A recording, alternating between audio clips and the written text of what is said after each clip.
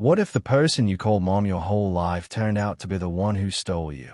What if every birthday cake, every bedtime story, every I love you was built on the foundation of someone else's heartbreak? In the summer of 1998, a baby was taken from a Florida hospital. For 18 long years, her family searched through sleepless nights and endless tears, while she grew up just miles away, believing a different story, living a different life. Until one day, the past came knocking with a truth so shocking it would shatter not just one family, but touch the hearts of an entire nation. But the way this truth surfaced, nobody could have seen it coming. July 10th, 1998. The air conditioning hummed softly in room 235 of University Medical Center in Jacksonville, Florida. 16-year-old Shanera Mobley held her newborn daughter close to her chest, breathing in that sweet baby smell that every mother treasures. The little girl, Kamaya, had arrived after difficult labor, but she was perfect. Tiny fingers that gripped Shanera's thumb with surprising strength, dark eyes that seemed to look right into her soul. "She's beautiful," Shanera whispered to her boyfriend Craig Aiken, who stood beside the bed with tears in his eyes. At 17, he felt the weight of new fatherhood, but also an overwhelming love he'd never experienced before. The summer heat pressed against the hospital windows, but inside, everything felt safe, peaceful, normal. Shanera was exhausted but glowing with that indescribable joy that comes with holding your child for the first time. She had plans, so many plans.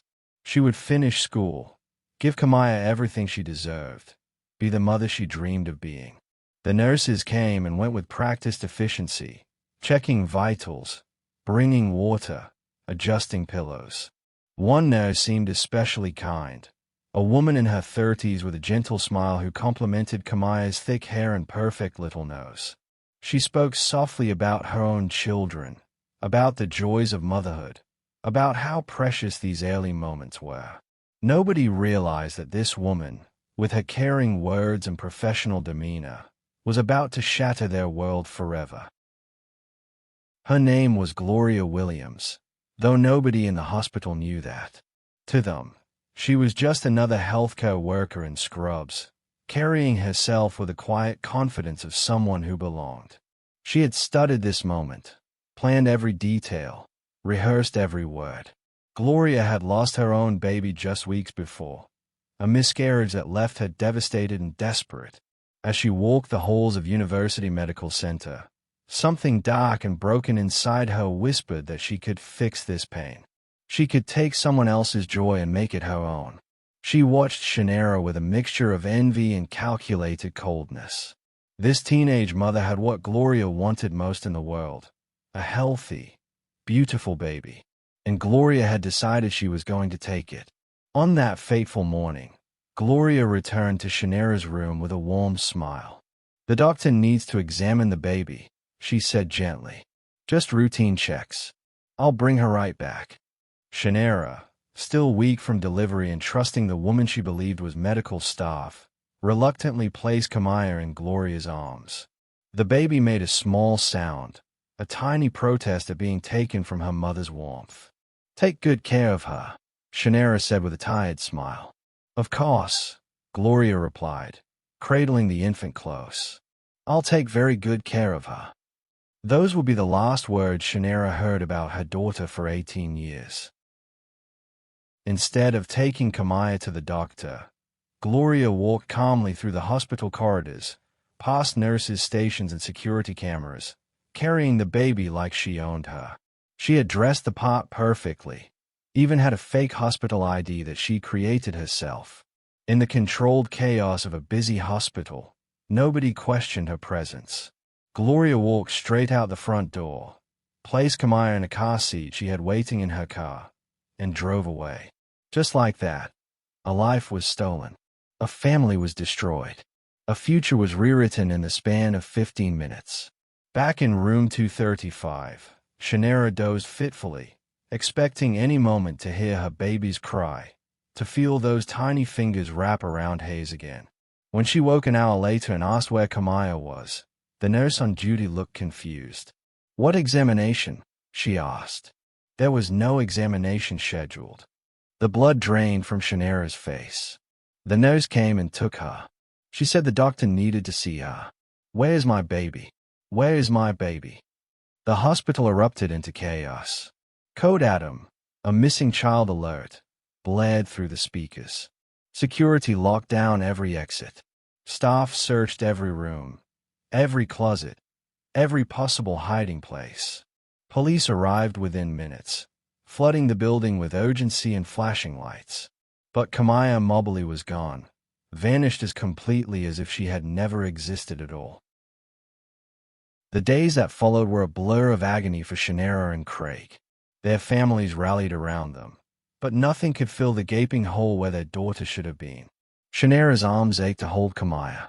She would wake in the night, thinking she heard crying, only to remember with crushing weight that her baby wasn't there. The FBI launched one of the largest missing child investigations in Florida's history. Agents interviewed every hospital employee, reviewed hours of security footage, followed up on hundreds of tips that led nowhere. Shannara's face became familiar on local news as she pleaded for information, her voice breaking with each appeal.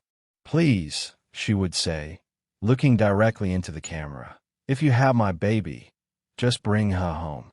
I just want to hold her again. I just want to know she's safe." The hospital faced intense scrutiny. How could a baby simply walk out the front door? How could someone impersonate medical staff so easily? The security failures were devastating, but they couldn't bring Kamaya back. Months turned into years. Craig and Shannara's relationship couldn't withstand the strain. Grief is a way of isolating people even when they need each other most. They remained connected by their shared love for Kamaya and their determination to find her, but the daily pain was too much to bear together. Every birthday, July 10th, became a day of mourning and hope. Shannara would buy a cake and sit alone in her kitchen, singing happy birthday to an empty room, wondering if her daughter was happy wherever she was, wondering if she was even still alive. While Shannara grieved, 1,800 miles away in Walterboro, South Carolina, Gloria Williams was living out her stolen dream. She had renamed the baby Alexis Manigo and created an elaborate fiction to explain her sudden appearance. To the world, and to Alexis herself, Gloria was simply a single mother who had given birth during a complicated time and was now starting fresh in a new town. Gloria spun stories about Alexis's father being absent, about hospital records being lost in a fire, about why some documents were hard to come by. And in many ways, Gloria was a good mother to Alexis. She packed school lunches with little notes, attended parent-teacher conferences, cheered from the sidelines at school events. She braided Alexis's hair each morning and tucked her in at night with bedtime stories. She worked multiple jobs to provide for them, sacrificing sleep and comfort to make sure Alexis had what she needed. Alexis grew up feeling loved and secure.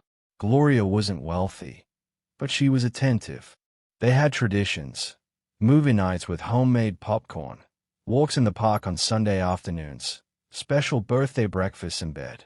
To Alexis, Gloria was the center of her universe, the person who made her feel safe and valued. But even the most carefully constructed lies have cracks, and as Alexis grew older, those cracks began to show. By the time Alexis turned 15, the missing documents had become more than just an inconvenience.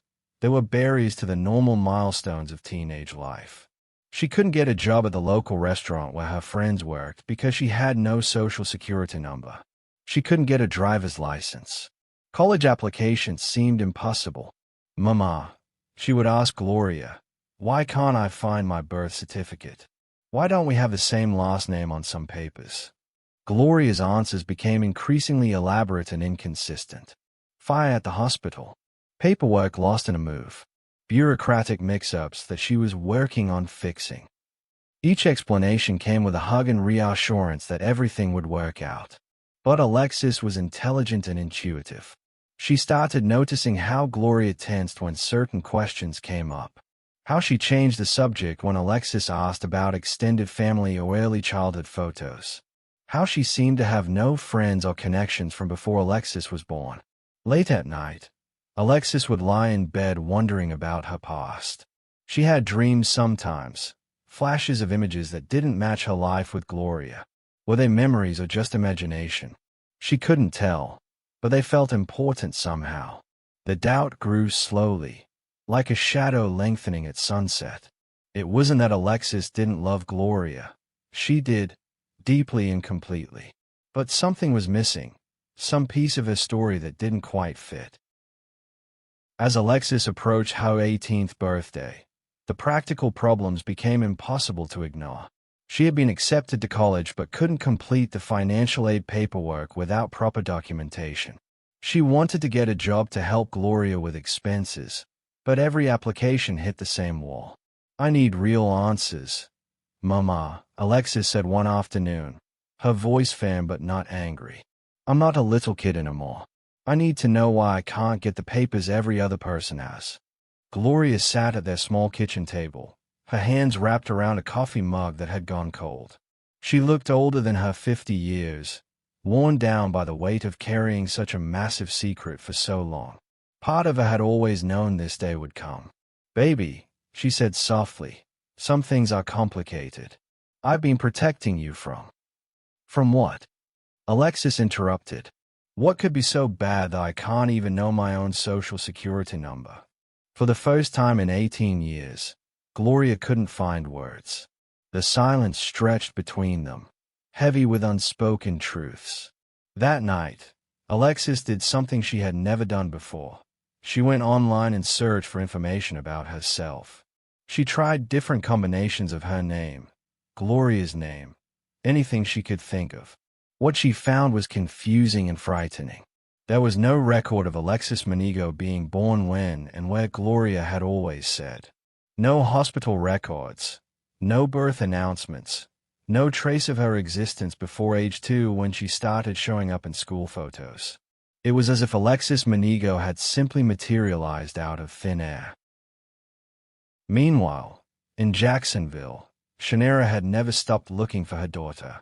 The active investigation had long since gone cold, but she checked missing children websites regularly, studied age progression photos that showed what Kamaya might look like as she grew up. Other people in her life had gently suggested that maybe it was time to accept that Kamaya might never be found. But a mother's love doesn't follow logical timelines. Shanera knew in her bones that her daughter was alive somewhere, and she refused to give up hope. The breakthrough came from an unexpected source, someone who had known Gloria Williams for years and had always wondered about the sudden appearance of baby Alexis. This person had watched Gloria's behavior, noticed inconsistencies in her stories, and felt increasingly uncomfortable as the years passed. When Alexis turned 18 and the person saw her struggling with identity documents, something clicked. They remembered hearing about a missing baby from Florida years ago, and wondered if there could be a connection. The anonymous tip to the National Center for Missing and Exploited Children was brief. "I think you should look into Gloria Williams in South Carolina. She has a daughter named Alexis who's about 18, and the story about how she got her has never made sense." The tip might have been dismissed if not for one detail. The caller mentioned that Alexis had been born in the summer of 1998, exactly when Kamaya Mobley had disappeared.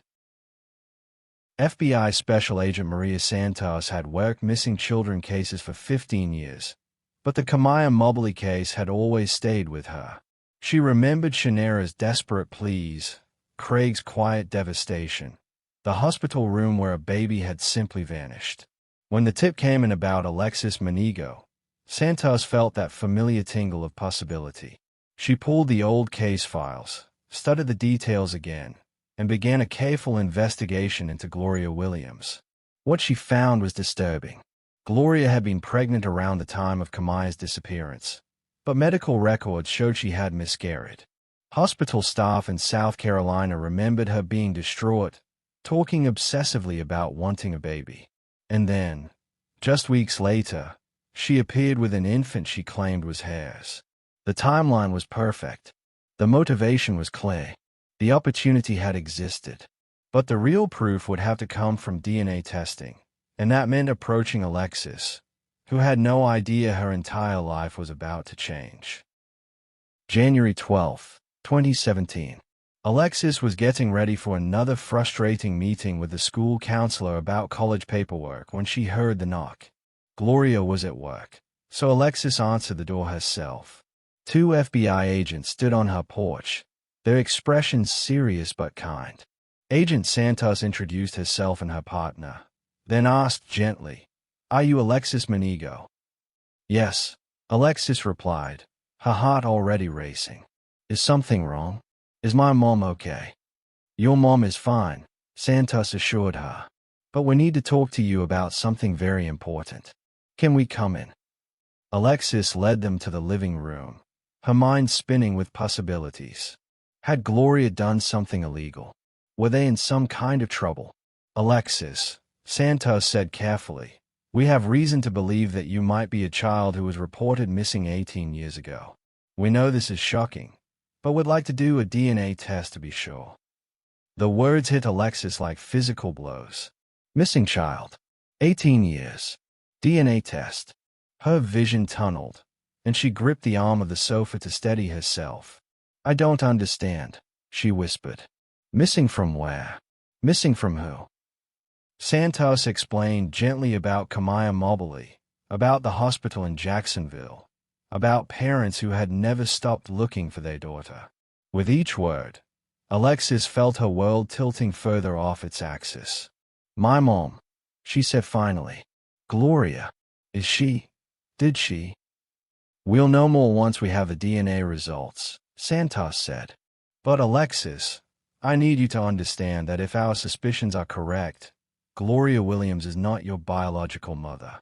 And there are people in Florida who have been praying for 18 years to hold you again." The DNA test took only minutes to administer but felt like hours. Alexis sat in the FBI office, her hand shaking as she watched the technician seal the sample.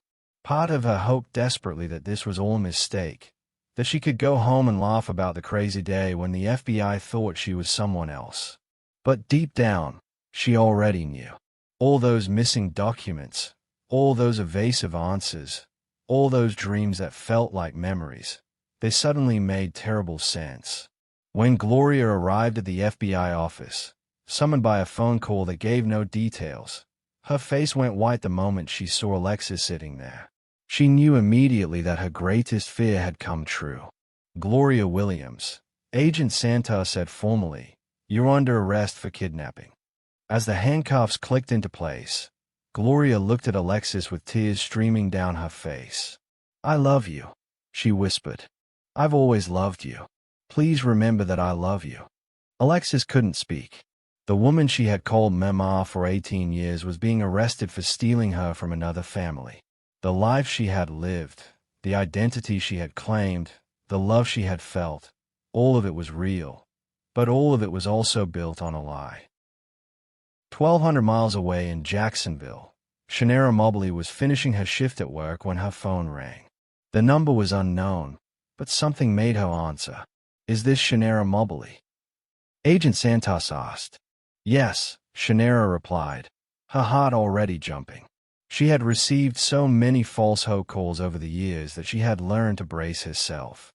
"Ms. Mobley, this is FBI Special Agent Maria Santos. I worked on your daughter's case 18 years ago.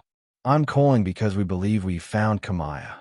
The phone slipped from Shanera's hands and clattered to the floor. Her co-workers rushed over as she began to sob. Deep, wrenching sobs that came from 18 years of buried grief finally finding release. "She's alive," Shanera managed to ask when she could speak again. "She's really alive." "She's alive, she's healthy, and she's been living in South Carolina," Santos confirmed. "Her name has been Alexis, and she's going to need time to process all of this. But yes, Shanera, your daughter is coming home." Meanwhile, Craig Aiken received his own life-changing phone call. The man who had become a father at 17 and had that joy ripped away just hours later was now being told his daughter, his baby girl, had been found. Both parents immediately made arrangements to travel to South Carolina, their hearts full of hope and terror in equal measure. They were about to meet the child they had lost, who was now a woman they had never known. The FBI arranged for the meeting to take place at a neutral location, a conference room in their Columbia, South Carolina office. Alexis arrived first, accompanied by a victim advocate who had been helping her process the overwhelming revelations of the past few days. She had seen photos of Shanera and Craig, but nothing could have prepared her for the moment the door opened and she came face to face with her biological parents for the first time in 18 years. Shanera took one look at Alexis and gasped. The resemblance to baby Kamaya was unmistakable, but this was also clearly her own face looking back at her. Older, more mature, but undeniably her daughter. "Kamaya," she whispered, taking a tentative step forward. I go by Alexis," came the quiet reply. The moment hung suspended, full of 18 years of separation and longing. Then Shanera broke, rushing forward to embrace the daughter she had never stopped missing. Alexis allowed the hug but remained stiff, overwhelmed by touching a stranger who was also her mother. Craig stood back, tears streaming down his face as he watched his child, a young woman he didn't know but recognized in his very soul. When Shanera stepped aside, he approached slowly, his hands shaking. "Can I hug you too?" he asked softly. Alexis nodded, and Craig wrapped his arms around her carefully, as if she might disappear again. "I've missed you every single day," he whispered into her hair. "Every single day for 18 years. The reunion was beautiful and heartbreaking at the same time. Shanera and Craig had so many questions, so many years to catch up on. What was her favorite subject in school? Did she like sports? What were her dreams for the future? They hungered for every detail of the life they had missed. But Alexis was struggling with an impossible situation. These people were her biological parents, and she could see the love and pain in their eyes. Yet she had spent 18 years loving Gloria as her mother. That love didn't just disappear because she learned the truth about her origins. "I know this is confusing," Shanera said gently, recognizing the conflict in Alexis's eyes. "We don't expect you to just forget the life you've lived. We're just grateful you're alive and that we get to know you now." Over the following weeks, Alexis began building relationships with her birth family. She met aunts, uncles, and cousins who welcomed her with open arms. She learned about Shanera's struggles as a young mother searching for her lost child. She discovered that Craig had never married or had other children because he couldn't move past losing her. But she also visited Gloria in jail, where the conversations were painful and complex. Gloria expressed deep remorse for what she had done to Shanera and Craig, but she also maintained that she had loved Alexis genuinely and completely. "I know what I did was wrong," Gloria said through tears during one visit. "I know I stole you from people who loved you, but I want you to know that every day I spent raising you was the happiest of my life. You were wanted and loved, even if it started with something terrible." Gloria Williams was charged with kidnapping and interference with custody. The case drew national media attention as people struggled to understand how such a thing could happen and continue for 18 years. During the trial, the full scope of Gloria's deception became clear. She had researched the hospital, studied staff routines, and planned the abduction carefully. She had also created false documents and maintained the lie through years of careful manipulation.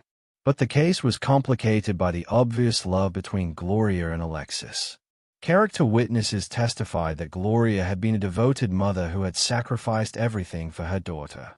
Alexis herself struggled with whether to testify for or against the woman who had raised her. "Your Honor," Alexis finally said when given the chance to speak, "what Gloria Williams did to my biological parents was unforgivable. She stole 18 years of my life from them, and 18 years of their lives from me. But she also gave me love, education, values, and a foundation that made me who I am. I don't know how to reconcile those two truths, but they are both real." Gloria was ultimately sentenced to 18 years in prison, 1 year for each year she had kept Kamaya from her family. As she was led away, she looked back at Alexis one final time. "Be happy," she mouthed silently. "Just be happy." In the months following the trial, Alexis, who began using both names, Alexis Kamaya, worked on building a new life that honored both sides of her story. She moved closer to Jacksonville to spend more time with Shannara and Craig, but she also continued to write letters to Gloria and visit when possible. The relationships weren't easy. Shannara sometimes struggled with jealousy over the love Alexis still felt for Gloria. How could a daughter care for the woman who had stolen her?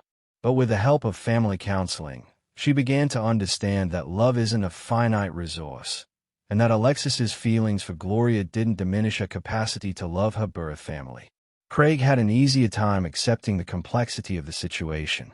"I just want her to be happy and whole," he said in one interview. "If that means she needs to love the woman who raised her, then I can live with that. What matters is that she's home now." Alexis enrolled in college using her real name and social security number for the first time. She chose to study social work, inspired by her own experience to help other families in crisis. She often spoke about the importance of forgiveness, not just forgiving others, but forgiving yourself for having complicated feelings about impossible situations. The case had far-reaching impacts beyond just the families involved. Hospitals nationwide reviewed and upgraded their security protocols. The National Center for Missing and Exploited Children used the case to highlight how missing children investigations must never be given up, even decades later. Other families dealing with long-term missing children cases found new hope in Kamaya's story. If she could be found after 18 years, maybe their loved ones could be found too. Gloria's story also sparked conversations about mental health, infertility trauma, and the support systems that might prevent such desperate acts. While no one excused her actions, many mental health professionals used her case to discuss the importance of therapy and intervention for people struggling with pregnancy loss and infertility. For Alexis, the media attention was difficult but also meaningful. She chose to speak publicly about her experience in hopes of helping other children who might be living in similar situations. "If something feels off about your life, if the documents don't match up, if the stories don't make sense, trust your instincts," she said in one television interview.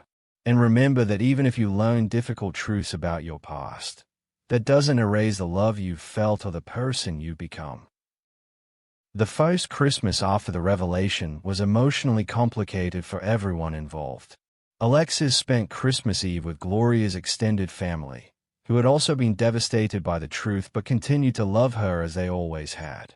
She spent Christmas Day with Shannara, Craig, and her biological extended family. Both celebrations were bittersweet. At Gloria's family gathering, there was grief for the woman in prison and uncertainty about the future. At the Mobley Aiken celebration, there was joy at having Kamaya home but also sadness for all the Christmases they had missed. Alexis found herself crying at both gatherings, not from sadness, but from the overwhelming complexity of being loved by so many people in such complicated circumstances. "I used to think family was simple," she wrote in a journal entry that she later shared with a counselor. "You had parents and siblings, and that was your family. Now I understand that family can be biological, chosen, circumstantial, all three at once. It's messy and complicated and sometimes painful, but it's also bigger than I ever imagined." As time went on, new traditions emerged. Alexis started spending her birthday, July 10th, with Shannara and Craig, honoring the day she was born to them. But she also maintained smaller celebrations with Gloria's family, acknowledging the woman who had sung to her every July 10th for 18 years. Mother's Day became a particularly meaningful day, with Alexis writing letters to both Shannara and Gloria, expressing different but genuine gratitude to each. 3 years after the truth came out, Alexis sat in a prison visiting room across from Gloria Williams. Both women had changed. Alexis had grown more confident and self-assured, while Gloria had aged visibly under the weight of her guilt and separation from the daughter she loved. "How are you doing, Mama?" Alexis asked, using the title that still came naturally. Gloria smiled through her tears. "I'm okay, baby. How's college?" They talked about Alexis's studies, her growing relationship with Shannara and Craig, her hopes for the future. Toward the end of the visit, Alexis reached across the table and took Gloria's hand. "I want you to know that I forgive you," she said quietly. "I understand now how much pain you must have been in to do what you did. I don't excuse it, but I forgive it. And I want you to know that all the love you gave me wasn't wasted. It made me who I am." Gloria broke down completely. "I'm so sorry," she sobbed. "I'm so sorry for what I took from you and from them." "I know," Alexis said, "and I forgive you. But you need to forgive yourself too, because you were a good mother to me. A good mother who made a terrible choice, but still a good mother." It was a conversation that had taken years of therapy and soul-searching for Alexis to be ready for. But it was also a crucial step in her healing process. By the time Alexis turned 21, she had fully integrated both sides of her life. She was pursuing her degree in social work with plans to specialize in helping families affected by kidnapping and missing children cases. She had a steady boyfriend who understood and respected the complexity of her family situation. She was, by all measures, thriving. Shaunaira had also grown and healed. The anger and grief that had consumed her for 18 years had been replaced by gratitude and joy. She cherished every text from Alexis, every shared meal, every ordinary moment that she had missed for so long. "I used to be angry that someone else got to see her first steps, hear her first words, comfort her when she was sick," Shaunaira reflected in an interview. "But then I realized that my daughter was loved and cared for, even if it wasn't by me. That's what any mother would want for their child." Craig had struggled more with the emotional complexity, but had found peace through his faith and therapy. He focused on the present and future rather than dwelling on the lost years. "I can't get back the first 18 years of her life," he said, "but I can make the most of all the years we have ahead of us." The extended families on both sides had also found ways to navigate the unusual situation. Alexis's biological aunts, uncles, and cousins welcomed her warmly while respecting her connections to Gloria's family. Similarly, Gloria's relatives continued to love Alexis while acknowledging the pain that had been caused. As Alexis approached graduation from college, she reflected on how much her life had changed and how much she had grown. The scared, confused 18-year-old who had learned her entire life was built on a lie had become a confident young woman who understood that truth can be complicated and that love doesn't follow neat, simple rules. She was offered a job with the National Center for Missing and Exploited Children, working specifically on long-term cases and helping families navigate reunification. It felt like her calling, a way to transform her own traumatic experience into something that could help others. At her college graduation ceremony, both of her families were there. Shaunaira and Craig sat in the front row, bursting with pride as they watched their daughter receive her degree. Gloria's sister and mother sat a few rows back, equally proud of the young woman they had watched grow up. In her graduation speech as valedictorian, Alexis spoke about resilience, forgiveness, and the power of love to transcend even the most difficult circumstances. 5 years ago, I learned that my entire life story was different than I thought it was, she told her classmates. It would have been easy to let that knowledge destroy me, to become bitter about the deception or angry about the lost time. Instead, I chose to see it as proof that love is bigger than biology, that family is more complex than genetics, and that forgiveness is more powerful than revenge.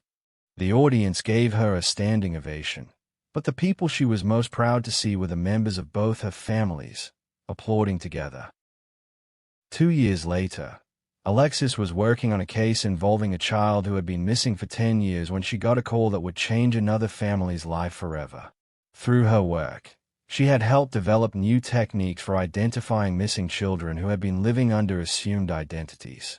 The case she was working on had similarities to her own: a child taken from a hospital, raised by the abductor, now living under a different name. Using the lessons learned from her own experience, Alexis was able to guide the investigation that led to the child's identification and reunification with their birth family. Standing in another conference room, watching another impossible reunion between parents and a child they thought they'd never see again, Alexis felt the profound sense of purpose that had driven her career choice. "It never gets easier," she confided to her supervisor after the emotional reunion. "But it's always worth it." Her work had also led to legislative changes that improved hospital security and created better databases for matching missing children with potential identities.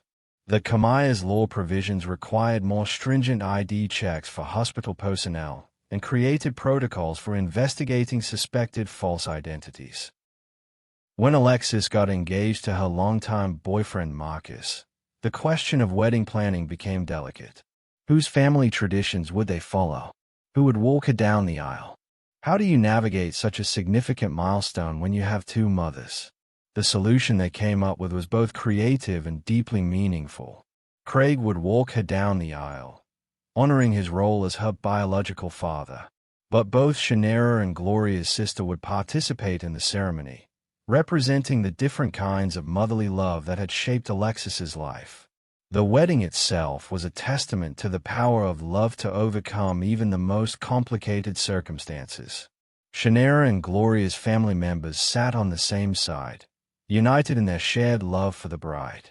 Craig's speech included thanks to Gloria for raising Alexis to be the incredible woman she had become.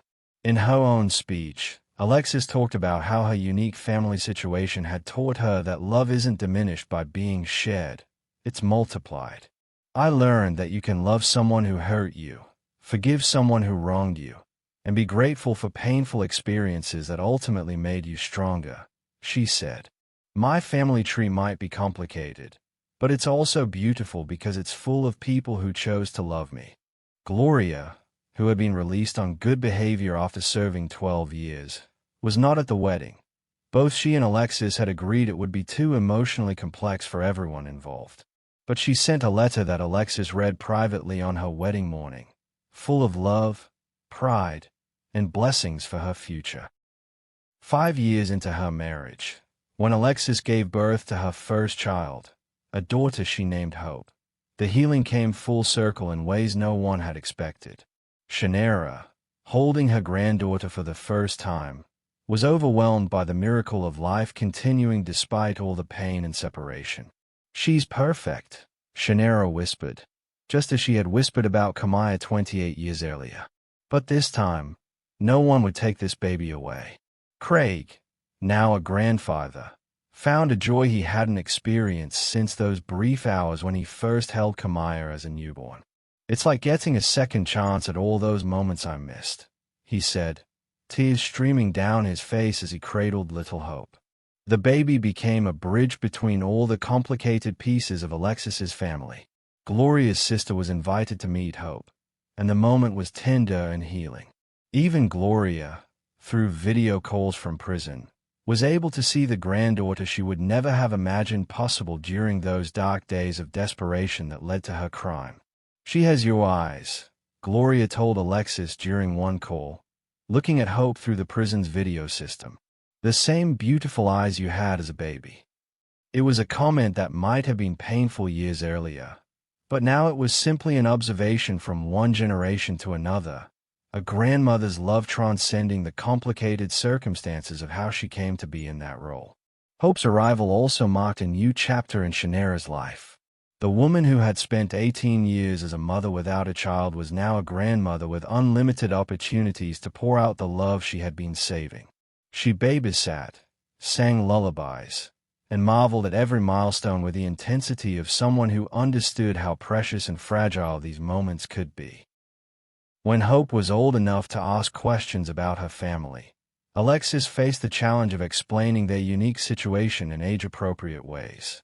How do you tell a child that her grandmother was kidnapped by her great-grandmother?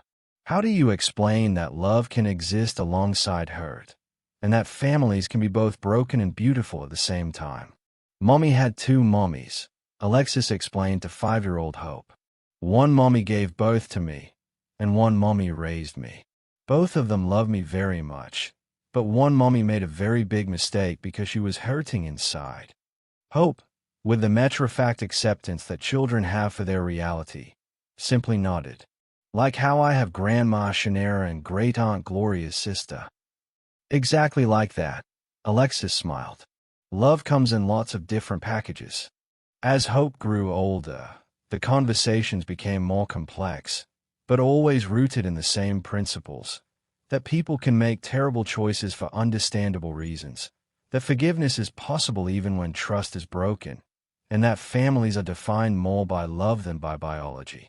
These conversations were preparation for a larger mission Alexis had embraced, speaking at schools and community centers about her experience, teaching young people about resilience, forgiveness, and the importance of reporting when something doesn't feel right about their family situation. After serving 15 years of her 18-year sentence, Gloria Williams was released on good behavior. The woman who walked out of prison was different from the desperate, broken person who had walked into a hospital 25 years earlier and stolen someone else's joy. Prison had given Gloria time to confront her actions, undergo extensive therapy, and work toward genuine redemption. She had earned a degree in counseling while incarcerated and had worked with other inmates struggling with mental health issues. Her first meeting with Alexis after her release was carefully planned and took place in a neutral setting with counselors present. Both women were nervous, but they were also both changed by the years that had passed. "I don't expect forgiveness," Gloria began. "I know that what I did was unforgivable, but I want you to know that I've spent every day of the last 15 years trying to understand why I caused so much pain and how I can spend the rest of my life trying to make amends." Alexis, now 32 and a mother herself, looked at the woman who had raised her with a mixture of love, sadness, and profound understanding. "I forgave you years ago," she said quietly. "The question now is whether you can forgive yourself enough to build a life that honors the person you've become." Gloria's redemption was not immediate or dramatic. It was a quiet process of building trust through small actions, consistent therapy, volunteer work with families affected by trauma, and always respecting the boundaries that Alexis and her biological family needed. She found work at a crisis counseling center, using her own experience with mental health struggles to help others before they reached the point of making irreversible choices. It was meaningful work that felt like the beginning of true atonement. 10 years after the truth came out, a filmmaker approached Alexis about creating a documentary about her story. Initially, she was hesitant. She had worked hard to build a normal life and wasn't sure she wanted to revisit the trauma publicly. But when she learned that the filmmaker's goal was to create something that could help other families and potentially lead to policy changes that would prevent similar cases, she agreed to participate. The documentary, Two Mothers: The Kamaya Mobley Story, was a sensitive and nuanced portrayal of the complex emotions and relationships involved in the case. It interviewed all the key players: Alexis, Shanera, Craig, Gloria, and many family members from both sides. The most powerful moment in the film came when Shanera and Gloria met face to face for the first time since the trial. The meeting was emotional and difficult, but it resulted in a conversation that neither woman had expected. "I hated you for so long," Shanera told Gloria. "But watching how much Alexis loves you, seeing the woman she became because of how you raised her, I can't hate someone who loved my daughter that much." Gloria, tears streaming down her face, responded, "I can never undo what I did to you. I stole the most precious thing in your life. But I want you to know that every day I had with her, I tried to love her the way I thought you would have."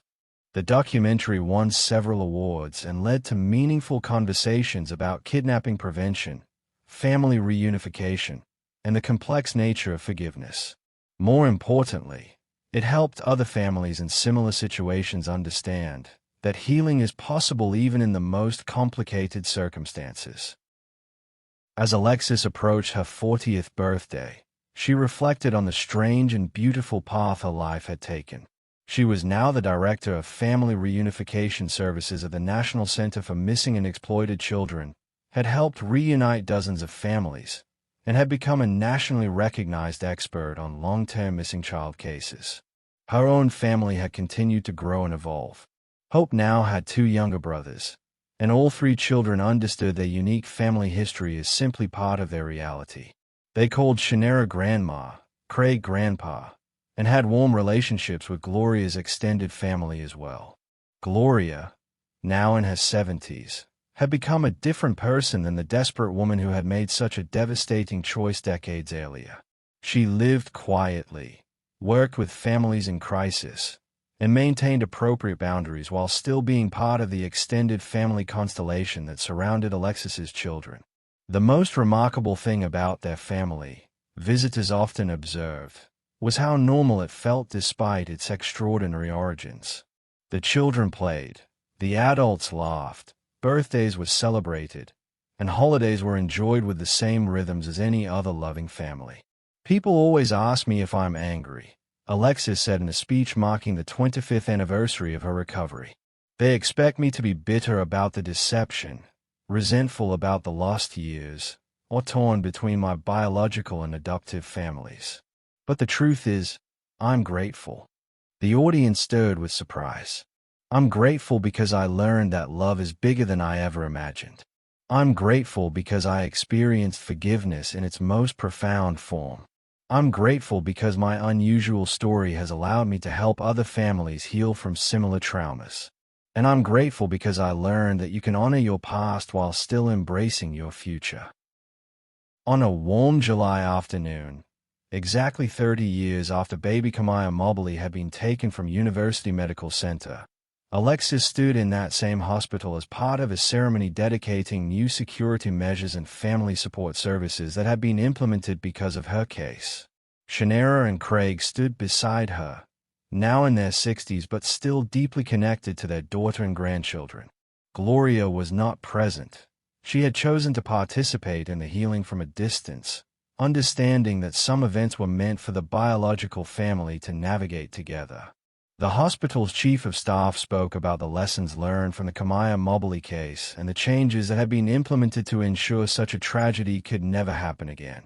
New mothers and their babies were now protected by multiple layers of security, identification systems, and monitoring protocols. But for Alexis, the most meaningful moment came when she was invited to cut the ribbon on the new Family Reunification Support Center, a space dedicated to helping families navigate the complex emotions and practical challenges that come with being reunited after long separations. This center exists because my family learned that reunion is just the beginning of healing, she said to the gathered crowd. It takes time, patience, professional support, and most of all, it takes understanding that love can survive even the most devastating circumstances. Later that evening, the family gathered for a quiet dinner. Shannara, Craig, Alexis, Marcus, and their 3 children. As they sat around the table sharing stories and laughter, Hope looked up from her meal with a question. Mom, do you think great-grandmother Gloria is happy now? Alexis considered the question carefully. I think she's found peace, she said finally. And I think she knows that the love she gave me wasn't wasted, even though it started with something terrible. Will I get to meet her someday? Hope asked. Maybe, Alexis replied. When you're older, if you want to and if she's ready, maybe you will. But for now, just know that she's part of your story, and your story is beautiful because it includes all kinds of love. As the sun set over Jacksonville, painting the sky in shades of orange and pink, the Mobley Aiken family continued their dinner, their laughter carrying on the warm evening air. 3 generations gathered around one table, bound together by a love that had survived kidnapping, separation, lies, truth, forgiveness, and time. It was, in its own complicated and beautiful way, exactly what Shannara had dreamed of during those 18 long years when she sang happy birthday to an empty room. Her daughter was home. Her grandbabies were healthy and happy. Her family was whole, even if it looked nothing like she had ever imagined it would. And somewhere across town, Gloria Williams sat in her small apartment, looking at photos of the children she would always love but could never claim, finding her own version of peace and knowing that the greatest gift she could give them was the space to flourish in the family where they truly belonged. The story that had begun with the theft of a newborn had become a testament to the power of love to heal even the deepest wounds. It proved that families can be broken and rebuilt, that forgiveness can coexist with accountability, and that sometimes the most complicated love stories are also the most beautiful ones. In the end, Kamaya Alexis Mobolamanigo had not just survived her extraordinary circumstances, she had transformed them into a force for healing, hope, and love that touched far more lives than anyone could have imagined when she was just a few hours old and disappeared into a summer day that changed everything. The past had indeed come knocking, but instead of destroying the present, it had revealed that love, real, complicated, imperfect, transformative love, was strong enough to bind together even the most unlikely family and create something beautiful from something that had started with such pain. And that, perhaps, was the most extraordinary part of the story that had begun with a question. What if the person you called mom your whole life turned out to be the one who stole you? The answer, it turned out, was that love could survive even that impossible truth. Imagine finding out the life you've lived for 18 years was built on a lie. What would you do? Drop your thoughts in the comments. Could you forgive the woman who raised you, knowing she stole you?